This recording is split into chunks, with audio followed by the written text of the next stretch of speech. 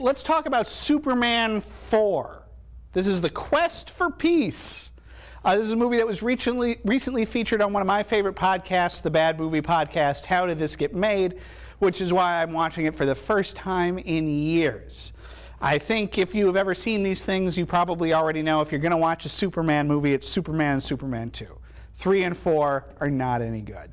Now, I remember seeing 4 a number of times growing up. I don't know if this is true or not, but for whatever reason, I feel like it was on TV all of the time.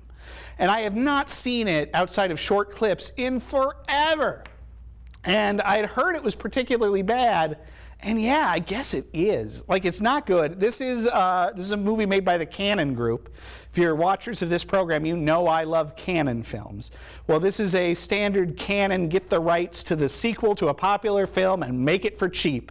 There's a lot of reused footage in this, which is really weird. So like every time Superman flies, it's the same, but like the exact same pose, which is kind of weird.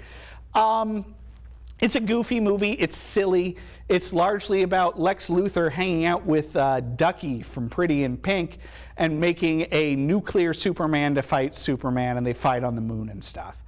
It's not great. It is very silly. Watching it, I kept asking myself, is this better than Superman 3, which is the Superman movie with Richard Pryor in it, which is not any good. And man, I am not sure. I think it is, though. I think this one is so dumb and campy and so hard to take seriously that in a weird way does kind of come around and make it a little bit more charming. Like I say, it's pretty bad. It's not something I'm rushing to watch again, but it has a sort of charm that a lot of those cheap Cannon movies do. Even though, and this is a thing I've harped against on the show before, I certainly harp against mercenary films, and this is the definition of a mercenary film.